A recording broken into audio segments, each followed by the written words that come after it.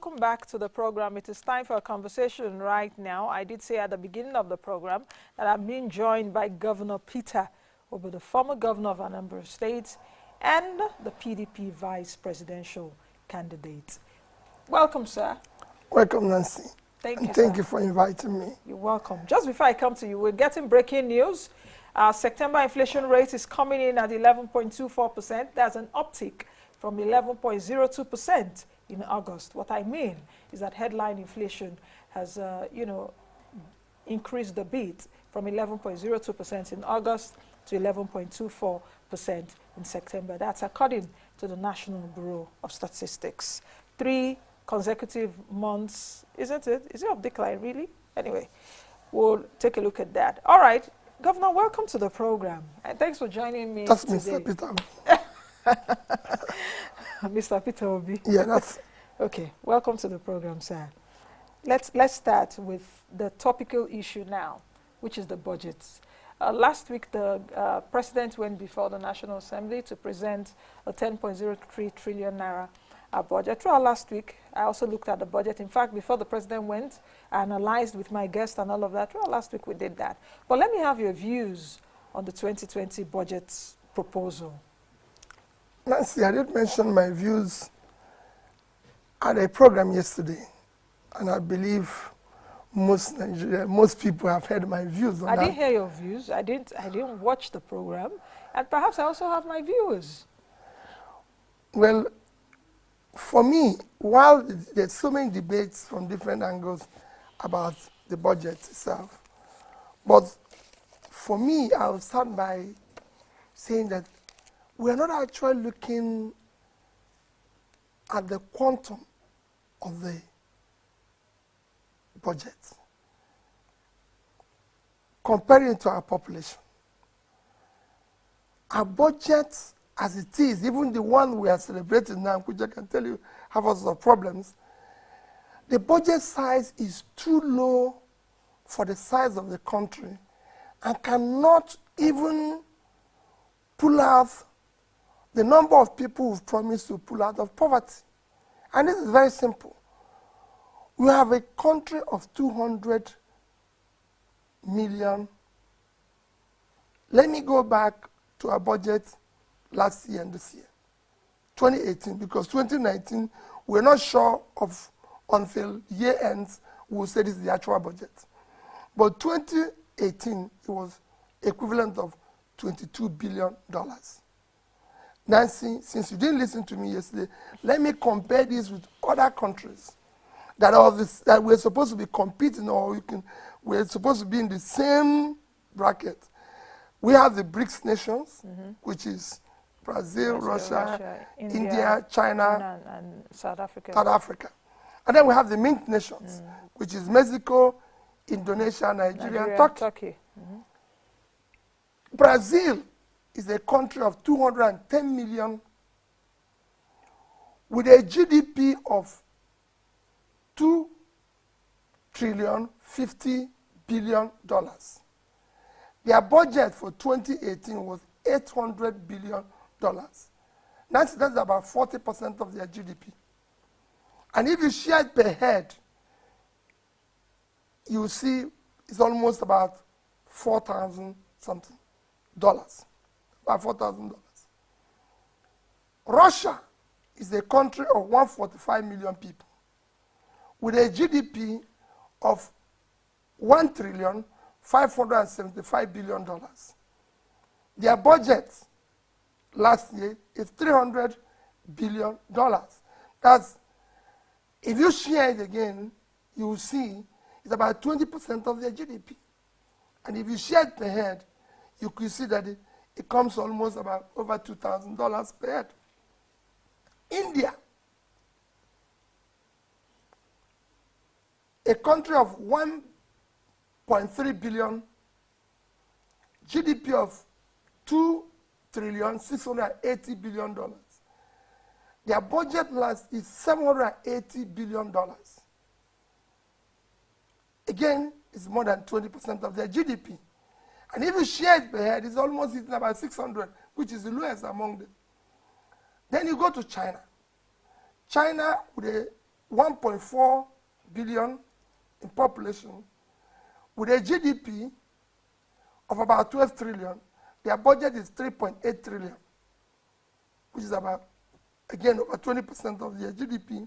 And if you share it per head, you could see the numbers. You come to South Africa, which is supposed to be the second biggest economy in Africa. But the most advanced. You know, their GDP is supposed to be 375 billion. There are 555 million people. Their budget is $120 billion, about 110, 120 billion. If you share it again, it's about $2,000 per head. You come to the mint nations. Mexico is 127 million in population, with a GDP of $1 trillion, $150 billion. Their budget is $315 billion. Over 20%. You go to Indonesia, their GDP, their population of 250, their GDP, and even that quantum is even not realizable. Are you talking about revenue not realizable? No, see, it's not realizable because if you use 2018 revenue, it was about 3-point-something trillion. How do you now move from 3-point-something trillion to 8? And where are you going to get the money from? The proposal of the VAT increase. No, the VAT cannot even give you more than additional 1 trillion. And remember that the more you increase your tax, whether it's in VAT, whether in any reason, you actually worsening the situation. Because you're not expanding the economy. So you are taxing existing businesses that have collapsed or are suffering and everything. So you actually, like, I don't know, supervising their collapse. So where are you going to get the money?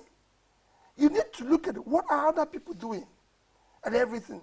How much so budget? You have in your budget, you've provided almost a quarter to 30% for debt servicing. So that doesn't exist. And I can tell you it will be more. Because they're going to borrow more.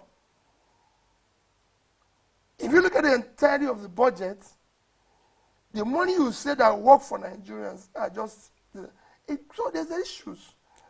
How much budget do you think that we can actually really work on that will pull a lot I've of just people out shown of you. poverty? I've just shown you every other country. None has a budget of less than 15% of their GDP. So we should be doing like 25 trillion, 30 trillion naira budget? No, our budget today is supposed to be 3 times what it is. It is. So in order to 30 put trillion people naira out of poverty. That's what it is. Now the question is, it's a fantastic idea, but the issue is that we have a problem. Where do we get 30 trillion naira from? I don't know. Let me ask the question other people will ask, because perhaps to an extent I understand perhaps where the 30 trillion naira supposedly should come from. Where do you think that government can get revenue, you know, for an uptick? Nancy, it's for us to ask ourselves, what are others doing that we're not doing? It is not rocket science. It is totally not rocket science. You need to do what others are doing. We're going to China, India, everywhere to borrow money. They didn't go around borrowing money. They went asking, even going, what they did with their money, they went trying to do what they're supposed to do. And to tell you that we're even doing it wrongly, the money we're borrowing is not impacting on our growth. I've made a study of about 24 countries with only people that is borrowing money that is not impacting on our growth. That's a simple business. If you borrow money from here, so you're owing, there's a hole you created here, you invest it here, the value of these assets is supposed to increase. If the value of this asset is not increasing, then the money you're borrowing, you're throwing it away, it is toxic. If once you borrow money, I've been a businessman, every penny you borrow is supposed to increase the value of your assets, which makes it repayable. But we are borrowing money and we're not growing.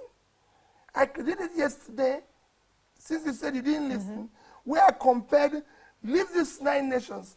Let me take a country people are looking at now and everything is going on. Vietnam. Vietnam have moved their borrowing from below 20% to almost where they're now, 49%. But you could see the impact. In 2010, the GDP of Vietnam is $116 billion. Per capita was 1,300. In 2015, their GDP have grown to $191 billion. Their per capita have increased to $2,050. By now, their GDP is $240 billion. Their per capita is 2,500. Ours is the opposite. So the more you borrow, it's supposed to show. So you are saying, how do we get the money? Let's do what other people are doing. Now, that brings me to the issue of our debt profile. Nigeria's debt profile, according to the DMO, is at 24 trillion naira. That's as at March. Small now. Yes, 31. The issue is, we don't have money, isn't it? We are borrowing. If we don't borrow, what are the options? Nancy, there's nothing wrong in borrowing. Yes. Everybody have made money all over the world. Borrowed money. In fact, Nigeria's biggest debtor, just individually, is not even in AMCOM list. The biggest debtor is not in AMCOM list. Why? The money he borrowed, he invested. There's nothing wrong, absolutely nothing wrong in borrowing. It's what you do with the money you borrowed that is the problem. If you borrow for consumption, you're going to have a problem. If you borrow for production, you don't have any problem. Countries borrow money. I've given examples of the best of countries. If you look at Singapore, which everybody celebrates that move from third to first world without anything there, Singapore debt to GDP, their government, public debt to GDP, is 110% of their GDP. In fact, Singapore overall debt to GDP, which includes public and private debt, is about 400-something% of their GDP. But guess what? If you read Singapore Constitution, it says clearly, you can only borrow for investment that is productive and can pay back the loan. Yeah. The consequence is that if you look at today, all the rating agencies have AAA for Singapore borrowing.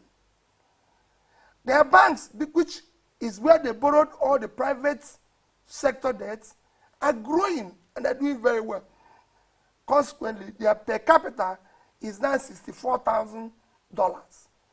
In our own, our per capita have actually moved from 2,500 to 1,920.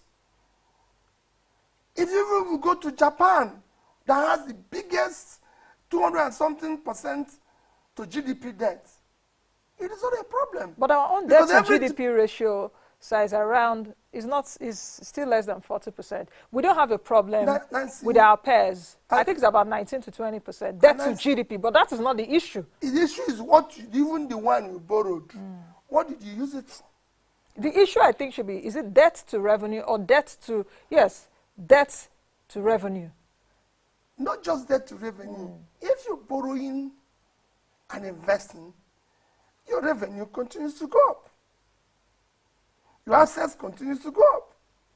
But if you're borrowing for consumption, you can't create more revenue, and your assets cannot go up. That is the consequence of what we face. Now, let's go to another issue, the issue of the capital market. I think the president said something about the capital market, which is very interesting. I also discussed, yesterday was Monday, I discussed the capital market here with one player. We did talk, you're looking at even the Nigerian Stock Exchange now is not in a very good posture. 15% loss for the Nigerian stock market so far. 18 last year. Yes, 18 last year. 2017, it was the third best performing, 42%. Yes, 2017, 42% in terms of return. Last year it wasn't good. This year, so far, 15% loss. Isn't it interesting that the government is also talking about capital markets right now, when we know we also have our own issues? But well, quite frankly, it's a welcome development that government actually realized there's something called capital market. Unfortunately, Nigerian capital market is too low. It's not deep. It's not deep. So you have, in all measures that you can use to pull economy out of problems, we have a problem. Look at our capital market. Compare it again with these countries I mentioned.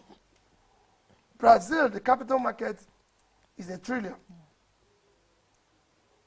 Russia, the capital market is actually about $600 billion, the capital market of Russia.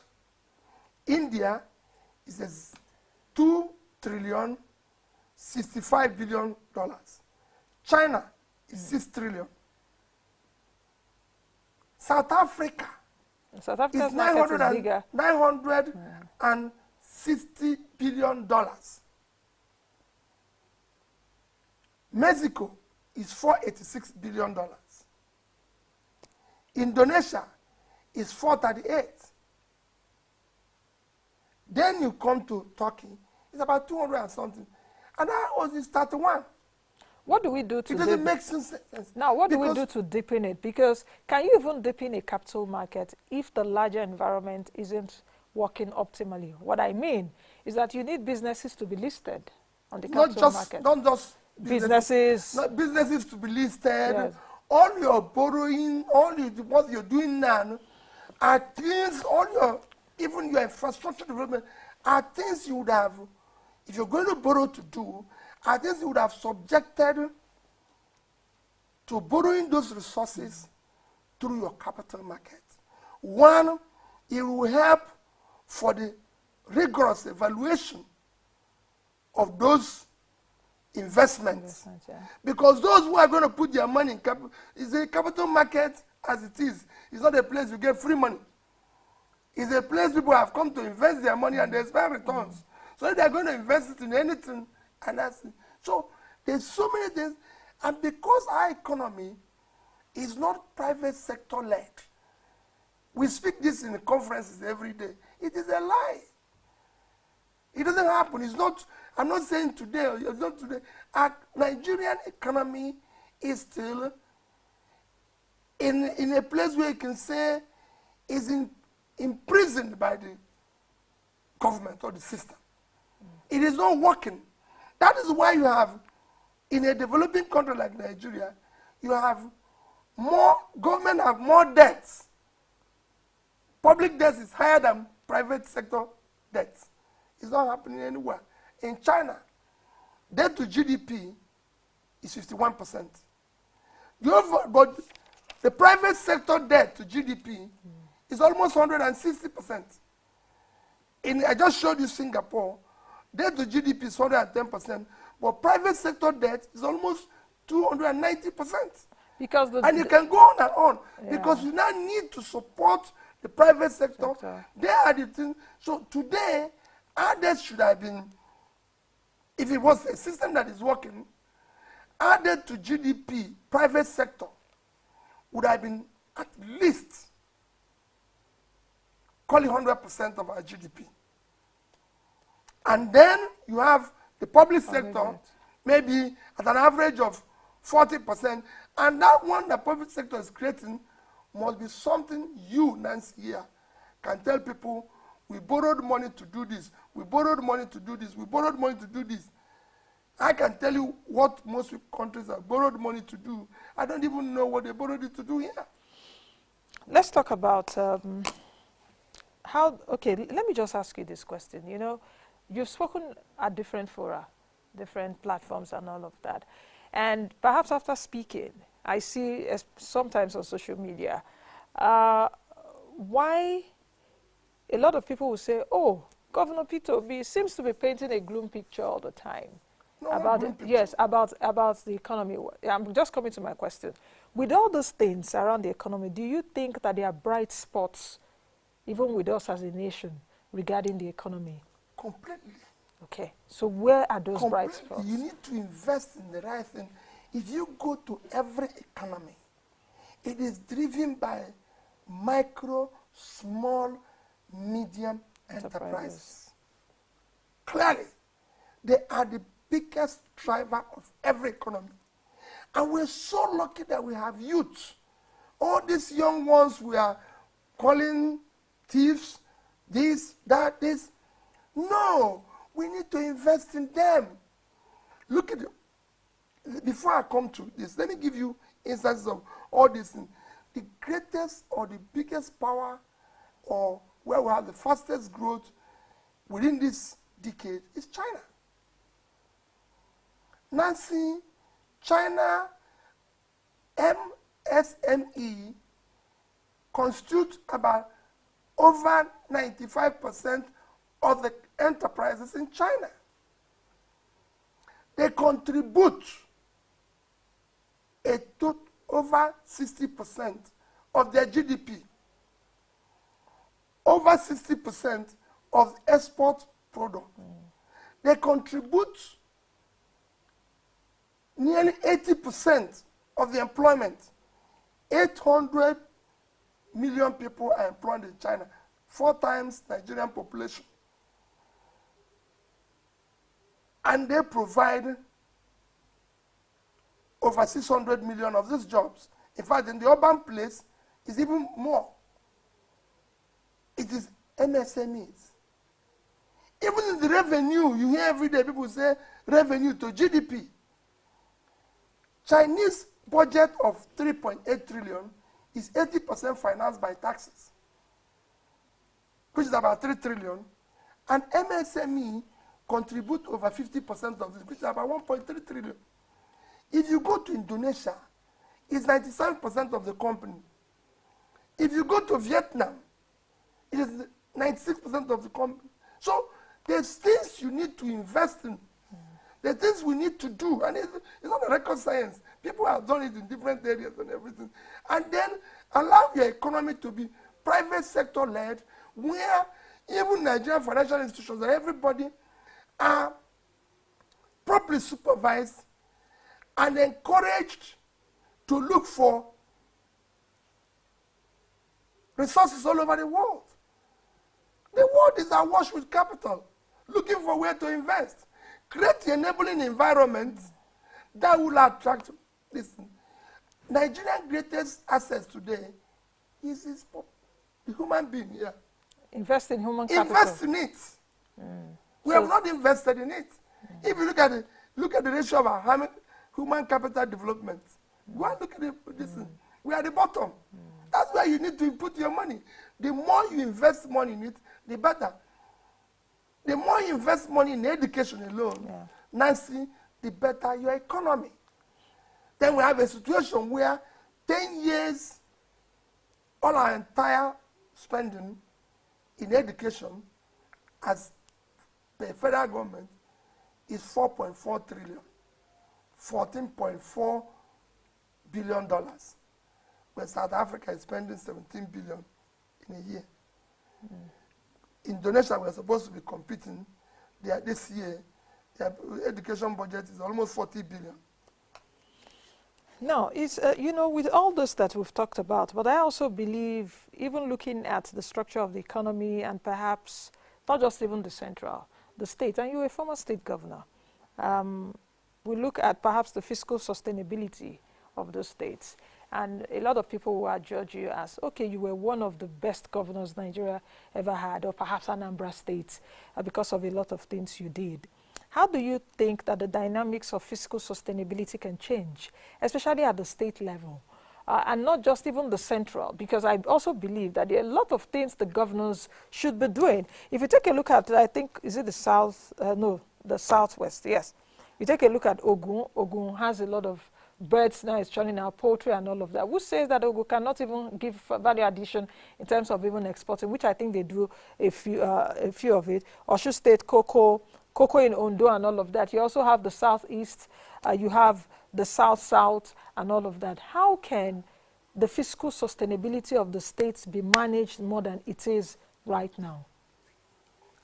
Nancy, all of us, including me, because we're all politicians, have abandoned wealth creation to wealth sharing.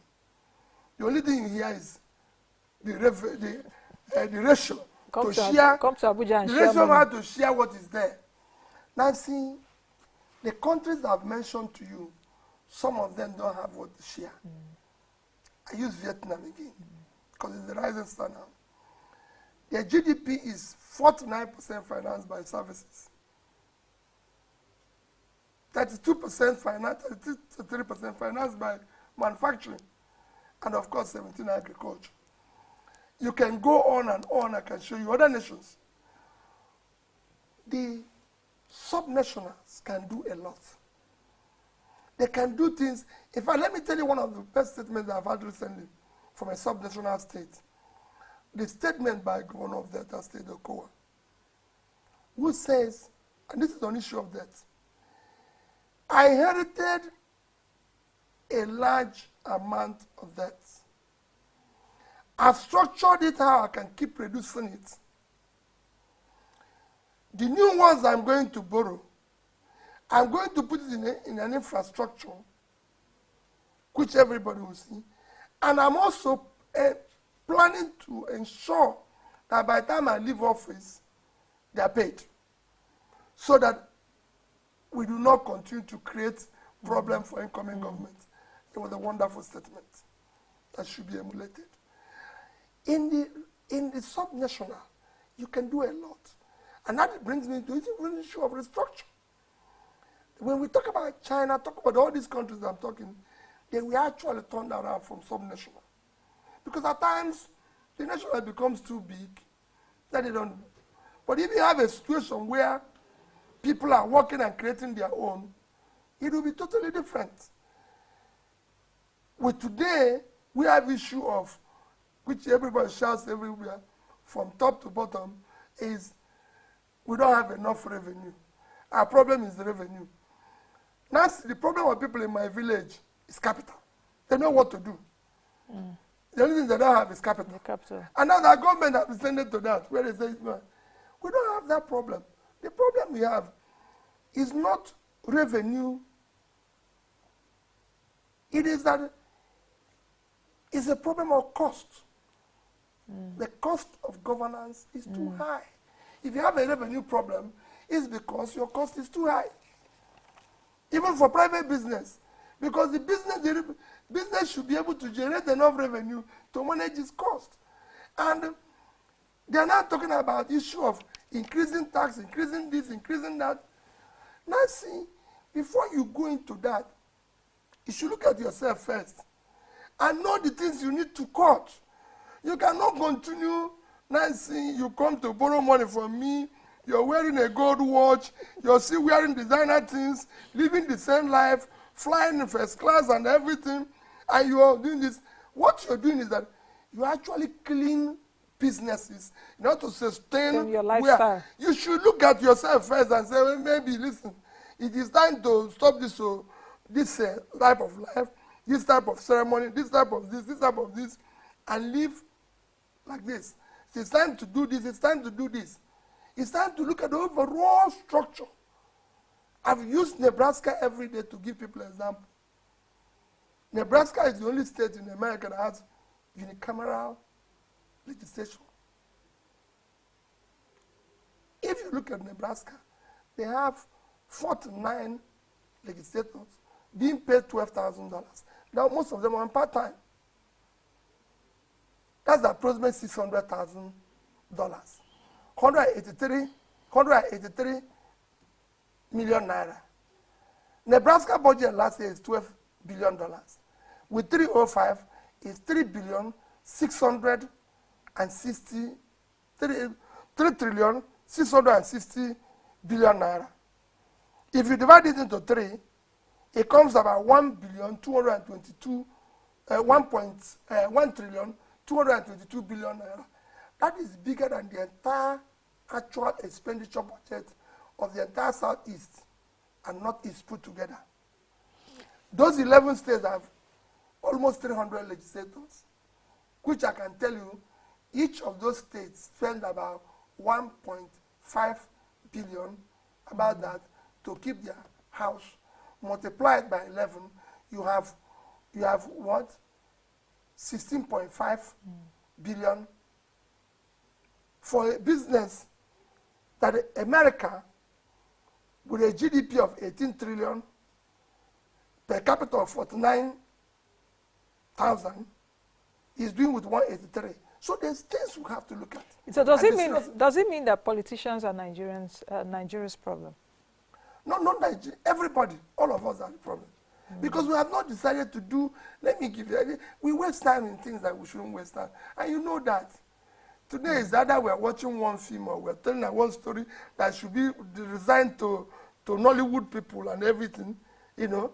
Nigeria can spend 3 days, I can tell you. You can see, there's so many news that is, you just bring one news now, oh, maybe this person is doing this, then it becomes news for 3 days. Things that shouldn't be news in any other country. Don't you also think that is also part of it? For an economy to be diversified enough, every sector should thrive, including Nollywood. No, Nollywood is thriving. No. It's thriving very well. We need it. In fact, it's the second biggest employer of labor. Yes. No, we need it. Yes. What I'm saying is that we seem to leave serious business of governance, turning into, no, entertainment is critical, it's fantastic, but it shouldn't be where you wake up in the morning, they say, oh, can't you hear what is happening now? I say, what is happening? They say, oh, this one is trying to happen. I say, what is happening in this country? Can we just wake up and talk about these 98 million people that are in poverty? Can we talk about these 13 million children out of school? Can we talk about things that are serious? We can't just, and we spend more time in politics. If I meet people now, they say, oh, Peter, how about next election? For God's sake, we have 98 million people living below poverty. And it's worsening. All you see now, all these crimes you see, is cumulative effect of that behavior. In fact, to even say my village, Isalazaba in Delta State was attacked yesterday by gunmen. Yesterday morning, in the afternoon, of course, I was given the news after my show, and I was so devastated yesterday that government entered the secondary school, the government secondary school there, and kidnapped 5 teachers. But from the ingenuity of, I think we had the vigilante and a few security agencies helped them. They were able to recover, in fact, all the teachers that were kidnapped, 5 of them yesterday. Why I'm bringing this up is because of the 98 million people you're talking about living in poverty, and also the insecurity challenge which we have, which I think is a symptom of a larger problem. If the more you pull people out of poverty, the more you work in the economy, Nancy, the better both your security and everything. Because when people are jobless, you can guess what they will do. Everything will come out of it. Everything will come out of them. So it becomes critical.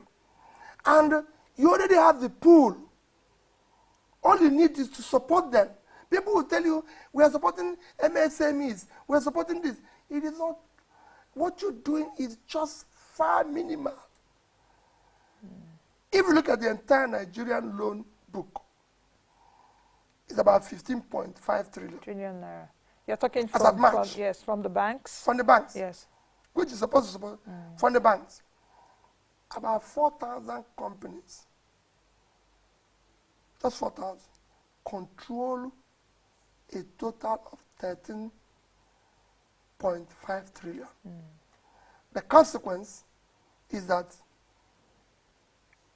Nancy, the total money given to nearly 35 to 40 million MSMEs from the banks is about 500 billion naira, 1.6 trillion dollars. When the MSME in China, they're getting 1.6 billion dollars. MSME in China is getting a total of 7.5 trillion in support. So you need to reflect this place for them to create jobs. Look at what Tony Elumelu said. That for every person he gave $5,000, Within 1 year, they created 20 jobs. Within 1 year. So what you need to do is to So replicate that. if we had done, our debt is now almost $90 billion.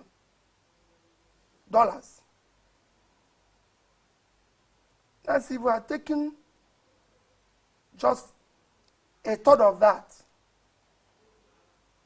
or let's say a quarter of that, 22 billion And inject. $500, and had shared it, we would have been able to get almost 4.5 million to 4.6 million of them would have reached MSME. This is number. Assuming only 75% of them, which is like about, say, 3.4, 3.5 million, was able to employ 10, half of what Tony targeted, they would have put 35 million people out of poverty. You're talking about revenue. Your revenue today is 20,000. If you have put 35 million out of poverty, they come this side. You have 55 million people paying, and you wouldn't know what to do with money. Okay. So if you talk about revenue, if you talk about anything, the more the economy grows, the more people, businesses earn money, the more people are employed, the more revenue. Is a very simple, it's a very easy thing. Just create jobs and people will pay you tax. Okay. Let's just take a few comments. We're coming to the end of the show, sadly. Almost 1 hour. All right. Dadin's on Twitter says, please repeat today's program. Peter B is breaking down our economy problems so well. We need help. Okay. Savior says, we need to reduce the cost of governance. Omalie Samuel says, how much is Nigeria generating from crude oil in a day? Do you know, is it all the companies collecting VAT in Nigeria that are remitting the money? That's another valid question. What are the recovered looted money? Where are the monies found at Kaduna Airport, Lagos, and others? Inya Chibong says, how can we go about restructuring to enable the region strive and privatization of assets of government like the refinery, etc.? Can it be done transparently? Cecilia said, we must all keep hammering on the need for the government to support MSMEs. That's the much I can take. So many comments coming through. We need to support MSMEs. Yeah. It's the engine of growth. Peter, okay, another Peter is saying, please bring back Peter Obi to the show. Anyway, so it's been nice having you on the show, and I wish you could talk some more, but perhaps there'll be time for another day. Thank you, Nancy. Thank you for having me. Thank you very much for Thank coming. you. All right. I hope you enjoyed your time out here. No, thank you very much. This is the first time. Well, yes. That's why I said I must come, because I've been being indirectly harassed by you. So I said I must come. But what is most important is that we must do the right thing. What the other countries are doing is all rocket science. And people will say, when I say reduce cost of governance and everything, what I say to them, come personally, I show you how we did it, and we had excess money. All right, that's the much we can take. I've been speaking with Peter Obi, a former governor of Anambra State and the PDP vice presidential.